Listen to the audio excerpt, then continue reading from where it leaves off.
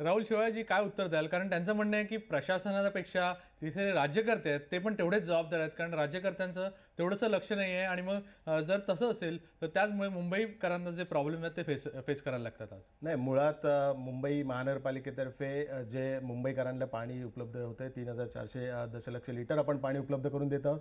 आणि मुंबई महानगरपालिका देशातली पहिली महानगरपालिका आहे जी सर्वात कमी दरात झोपडपट्टीवाल्यांना ₹2.25 पाणी उपलब्ध करून देतात. आज मुंबई महानगरपालिकेला धरणांपासून मुंबई शहरात पाणी आणायला ₹10.28 खर्च होतात आणि मुंबई महानगरपालिका झोपडपट्टीवासियांना ₹2.25 ने पाणी देत आहे. पाण्याच्या ज्या काही समस्या आहेत त्याची विविध कारणं आहेत. पिवळ्या पाण्याच्या संदर्भात जी समस्या उद्भवलेली आहे त्याचा त्याला प्रशासन जबाबदार आहे की तुमचा पक्ष जबाबदार आहे? कारण नेहमी टीका जी होते ती तुमच्या पक्षावर होते, कारण तुमचा पक्ष आज तिथे त्यांची सत्ता आहे.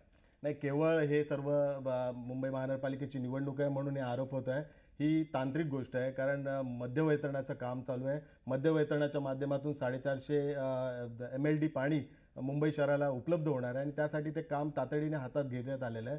त्यासाठी अप्पर वितरणामधून आपण जास्त पाणी, दरवर्षी आपण अप्पर वितरणामधून 350 क्युसेक पाणी घेतो, पण आता आपण अप्पर वितरणामधून 700 क्युसेक पाणी घेत आहे. त्यामुळे हा थोडाफार तांत्रिक प्रॉब्लेम झालेला आहे आणि तो आपण सॉल्व्ह केलेला आहे. 2 दिवसापूर्वीच प्रशासनाला आदेश देण्यात आलेले आहे की आपण आता तो जास्त क्युसेक नका उचलू, कारण पिवळ्या पाण्याची समस्या उद्भवली आहे म्हणून. ह्या प्रशासनावर संपूर्ण सत्ताधारी पक्षाचा अंकुश आहे आणि मुंबई शहरातील नागरिकांना योग्यरित्या पाणी पुरवठ्याचं देण्याचं जे शिवसेना BJPचं जे कर्तव्य आहे ते आम्ही वेळोवेळी पालन करतो. केवळ खोटे आरोप करून दिशाभूल करणं हे चुकीचं आहे. नितेशजी, तुम्हाला काय म्हणायचं आहे की अंकुश आहे का? आणि जर अंकुश असेल तर ते पिवळं पाणी हे म्हणतायत, त्याला टेक्निकल रिझन्स पण यांनी दिलेले आहेत. तुमचं काय म्हणणं आहे? बघा, याच्या मागे कुठलीही टेक्निकल रिझन नाही आहेत. स्वाभिमान संघटनेमार्फत आम्ही पहिल्या दिवसापासून सांगतोय की मुंबईमध्ये पाण्याचा प्रश्न हा केवळ पाणी माफियामुळे आहे. कारण का पाणी सोडलं जातं ह्या सगळ्या धरणांमधून, पण मध्ये पाणी पाणी जे चोरी करणारे जे लोक आहेत ते वेगवेगळ्या पद्धतीने पाणी चोरी करतात. मग ते पाईप कापले जातात. मग पाईप कापले गेल्यामुळे त्याच्यामध्ये काहीतरी दुसरे वेगळे पदार्थ कधी मिक्स होतात, कधी कोण काय वेगळं काय गोष्टी त्याच्यामध्ये करतो आणि जोपर्यंत पाणी मुंबईपर्यंत पोहोचतं त्याच्यामध्ये वेगवेगळे पदार्थ आणि सगळ्या गोष्टी असतात, म्हणून हे रंग बदलतो. म्हणजे नेमकं हे जबाबदार हे तांत्रिक ह्याच्यावर घालण्यापेक्षा आपला कारभार कुठे चुकतोय ह्याचा स्वीकारून आपण त्याच्यामध्ये लक्ष घातलं पाहिजे.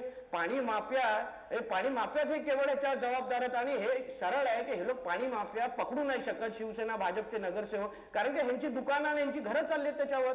कसे पाणी माफियांना पकडणार? पाणी माफिया पकडले ते ह्यांचे सगळ्यांचे चेहरे बाहेर दिसणार. म्हणजे किती दिवस की किती महिने मुंबईकरांनी पाण्याच्या प्रश्नाच्या समोर जावं ह्याला पण काहीतरी लिमिट आहे.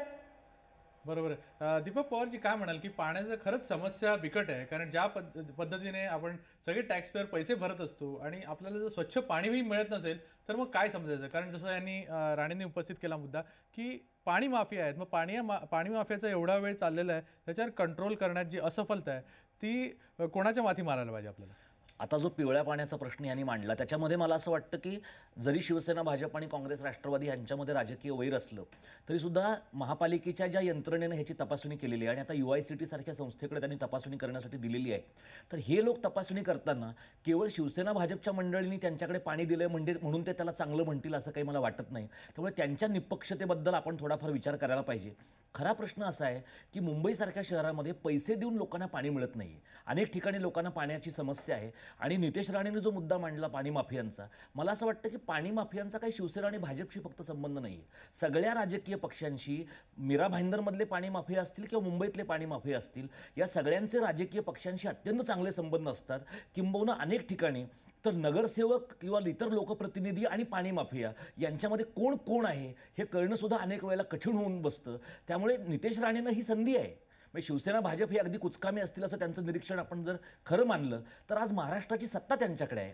त्यांच्या आघाडीने जर मुंबईतल्या आणि महाराष्ट्रातल्या इतर भागातल्या पाणी माफियांच्या विरुद्ध आघाडी उघडली तर त्यांना त्याचा राजकीय फायदा होईल, मुंबई महापालिकेच्या निवडणुकीमध्ये फायदा होईल. पण त्यांनी हे पाहिलं पाहिजे की शिवसेना भाजप कामचुकार आहे हे सिद्ध करण्यापुरतं त्यांचं मुंबईतल्या पाण्यावर प्रेम आहे का त्याच्या पलीकडे जाऊन त्यांना हा प्रश्न सोडवण्यामध्ये रस आहे. बरोबर, महत्त्वाचा मुद्दा तुम्ही उपस्थित केलाय. नितेश राणेजी, तुम्ही काय उत्तर द्याल? कारण ज्या पद्धतीने हे म्हणतायत की याच्यावरून राजकारण केलं जात आहे आणि खरंच लोकांचा प्रश्न आपल्याला सोडवायचा आहे का, किंवा ज्या ज्या पद्धतीने हे काम व्हायला पाहिजे, सरकार जर आहे, जर तुम्ही म्हणता पाणी माफी आहे, तर मग सरकार याच्या बाबतीत काय करतंय आणि सरकार ने काहीतरी करावं याच्यासाठी तुम्ही काय करताय? बघा, याच्यात सोपं माझा मुद्दा म्हणण्याचा मुद्दा एवढंच आहे की कुठलाही प्रश्न हा जेव्हा आपल्याला दिसतोय की वादळ येतंय त्याची पूर्वतयारी आपण करतो. आज मुंबई महानगरपालिका हे जी श्रीमंत महानगरपालिकेमधून सर्वात पहिला क्रमांक आहे. ते त्याला माहिती आहे की आज पाण्याचा प्रश्न आमच्या समोर येतोय, नाल्या सफाईचा प्रश्न आमच्या समोर येतोय, तर कुठलेही वादळ येण्याच्या अगोदर पूर्वतयारी यांची कुठेच दिसत नाही. हवेत आरोप करायची माझी सवय नाही. प्रत्येक आकड्यानुसार आतापर्यंत लोकांच्या समोर मांडले जाईल की कुठल्या पद्धतीने भ्रष्टाचार किंवा टेंडर काढले जातात आणि त्याच्यामुळे मुंबईची हाल अपेक्षा आज होते आहे. आज हा पाण्यात मलेरियाच्या टायमाला पण हेच उत्तर दिलं की आम्ही तयारी केलेली आहे, मग मलेरियाचा प्रश्न समोर उभा राहिला. नाले सफाईच्या टायमाला पण तेच झालं. एवढे कोटी रुपयांचं टेंडर काढलं तरी काय झालेलं नाहीये. म्हणजे प्रत्येक वेळेस हेच उत्तर आहे की आमचं झालं काहीतरी, नंतर प्रश्न समोर आल्यावर किंवा मुंबईकरांवर हाल अपेक्षा झाल्या, मग नंतर आपल्या 4 स्टुडिओमध्ये यायचं की 4 उत्तरं द्यायला सुरू व्हायचं. बाकी दुसरं काय काम? ह्याच्यापेक्षा तुम्हाला कोणा एवढी बजेट समोर आहे, एवढा कारभाराची संधी तुम्हाला कोणा लोकांनी वारंवार दिलेली आहे, हे प्रश्न समोर नाही उभे राहिले पाहिजे यासाठी प्रयत्न केला पाहिजे ना. का पाण्याचे प्रश्न उभे राहतात, का नालेसफाईचे प्रश्न उभे राहतात, का मलेरियाचे प्रश्न उभे राहतात? तुमची सगळीच पूर्वतयारी होत असेल तर मग प्रश्न आलेच ना पाहिजे लोकांच्या समोर. शेवाळजी ते जसं म्हणाले की शाखांमध्येच किंवा शिवसेनेच्या शाखांमध्येच अनॉथराइज कनेक्शन आहे, याला तुम्ही काय म्हणाल? आणि त्यांनी सांगितले की निर्देशनास आणून पण दिलेलं आहे. नाही, शाखांमध्ये कुठे अनधिकृत कनेक्शन नाही आहे आणि शाखा ह्या ऑफिस आहे, ऑफिसला कुठे वॉटर कनेक्शन नाही आहे. असं असेल तर निश्चित स्वरूपात कारवाई करावी. मी तुम्हाला पहिलेही खुलासा करतोय की महानगरपालिकेच्या माध्यमातून कुठलाही पक्षी असा भेदभाव करत नाही. जो आमचा जलविभाग आहे तो सर्वांवर कारवाई करतो. त्यांनी निदर्शनास आणून द्यावं. त्यांनी सांगितलं की शिवसेना भाजपच्या कारवाई केली, त्याचं त्यांनी उदाहरण द्यावं, नावासहित उदाहरण द्यावं. एनसीपी आणि काँग्रेसचा कॉर्पोरेटर त्यांच्या एरियात आहे, मग त्यांच्यावर कारवाई का नाही होत? जर हेच तुम्हाला म्हणायचं आहे तर मग, आणि ते सर्वांवर कारवाई करत असतील तर मग या लोकांवर कारवाई करण्यासाठी कुठलं अडथळे येतं? नाही, याच्यावर कारवाई करण्यासाठी अडथळा ह्यासाठी मी अभ्यास त्यांचा व्हावा त्या दृष्टिकोनातून मी बोलतोय की मुंबई महानगरपालिकेला जे अधिकार आहेत ते कमी अधिकार आहेत. केवळ एखादं अनधिकृत कनेक्शन असेल तर तो कट करण्याचा, कापण्याचा अधिकार आहे. बाकी महानगरपालिकेला अधिकार नाही आहे. त्याच्या विरुद्ध जर महानगरपालिकेला जर कोणी अनधिकृत कनेक्शन घेतलं असेल तर त्याच्यावर कारवाई करायची असेल, जर त्याच्यावर FIR लॉन्च करायचं असेल तर त्याला पोलीस स्टेशनचं सहकार्य लागतं. पण संपूर्ण मुंबई क्षेत्रातल्या पोलीस स्टेशनची जर कार्यपद्धत पाहता, कुठलंही पोलीस स्टेशन अनधिकृत कनेक्शन तोडण्यासाठी जलविभागाच्या अधिकाऱ्यांना सहकार्य करत नाही.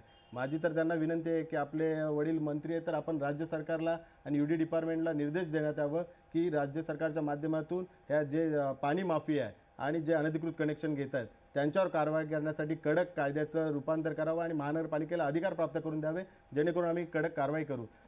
पोलीस खात्यातर्फे वेळोवेळी असहकार्य मिळाल्यामुळे या अनधिकृत जलजोडण्या तोडण्यासाठी महानगरपालिकेला अडचण निर्माण होते.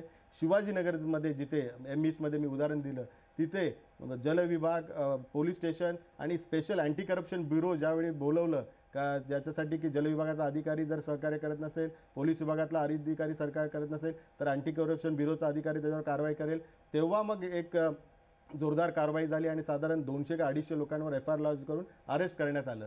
पण ही एक मर्यादित एक मोहीम झाली. जर संपूर्ण मुंबई शहरात जर जोरदार मोहीम करायची असेल तर सर्व राजकीय पक्षांनी सहकार्य केलं पाहिजे, पोलिसांनी सहकार्य केलं पाहिजे आणि राज्य सरकारने कायदा कडक करून मुंबई महानगरपालिकेला अधिकार दिले पाहिजे. दीपक पवारजी काय म्हणाल की एकूणच आपल्याला दिसतंय की कुठेतरी राजकारणाचा भाग आपल्याला विसरून चालणार नाही. कारण जसं नितेश राणे म्हणाले की पाणी माफिया आहे, शेवाळ्यांनी मान्य केले की पाणी माफिया आहे, पण तो वेगवेगळ्या एरियात आहे, आता त्याच्यावरून वाद आहे. पण असं आहे की प्रत्येक पक्ष आपल्या सोयीस्कररित्या ह्या पाणी माफियाला वापरतोय का? कारण त्याचे जे कनेक्शन्स आहेत ते कोणामुळे बाबा चालले आहेत, हा पण एक महत्त्वाचा मुद्दा आहे. तुम्ही काय म्हणा? पाणी माफियांना राजकीय पक्ष वापरतायत का पाणी माफिया राजकीय पक्षांना वापरतात, हा एक दुसरा महत्त्वाचा प्रश्न आहे. नितेश राणे असं म्हणाले की 18 वर्षे शिवसेना भाजपकडे सत्ता आहे, तर त्यांनी काय केलं? मला असं वाटतं की शिवसेनेमध्ये अगदी आत्तापर्यंत नारायण राणे होते, म्हणजे 3-4 वर्षांपूर्वी ते काँग्रेसमध्ये आले.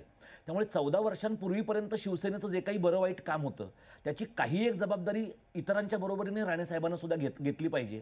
आणि आज जर ते शिवसेनेमध्ये असते तर त्यांना शिवसेनेचा कारभार इतका खुपला असता का? हा एक अत्यंत महत्त्वाचा प्रश्न आहे. शेवाळेंनी मांडलेला एक प्रशासनिक मुद्दा मी आपल्या निदर्शनास आणून देऊ इच्छितो की महापालिकेला मुळामध्ये किती अधिकार आहेत.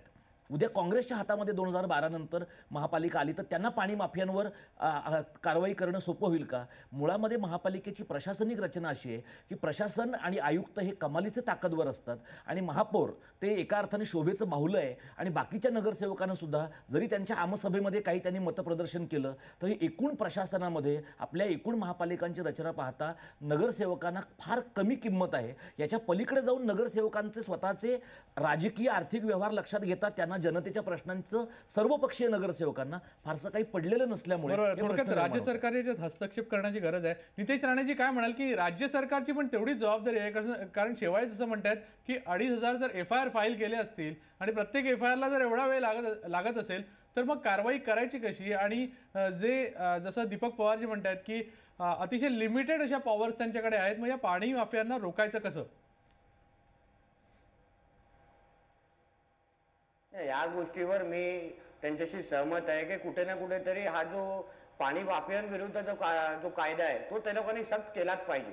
कारण का कुठे ना कुठेतरी एका लिमिटपर्यंत आपण त्यांच्यावर कारवाई करतो की उद्या त्यांच्या ह्या कोणतरी त्या लोकांना सोडून बाहेर करण्याचं परत ते लोक त्या पद्धतीचं काम चालू करतात. म्हणून ते ज्या गोष्टी बरोबर बोलत असतील मी त्यांच्या बरोबर आहे, कुठलाही त्याच्यामध्ये चुकीचं नाही आहे. कारण का शेवटी आम्ही पण ह्याच गोष्टी एका लिमिटपर्यंत घेऊन जातो आणि नंतर हे पाणी माफिया सुटतात आणि परत ते त्या मार्गावर चालतात. म्हणून निश्चित पद्धतीने कडक कायदा केला पाहिजे. राज्य सरकारनी हस्तक्षेप करून त्याच्यावर काही ना काहीतरी काम केलं पाहिजे. मला वाटतं ढोबळे जे आपले मंत्री आहेत ते तिथे जाऊन पाहणी करून आले आहेत आणि त्यांनी हा प्रश्न आम्ही काही दिवसामध्ये त्यांनाही भेटणार आहे आणि त्यांनाही सांगणार आहे की आता जेव्हा हा प्रश्न लोकांच्या समोर उद्भवला आहे की आता तरी ही संधी साधून तुम्ही हा कडक कायदा करा.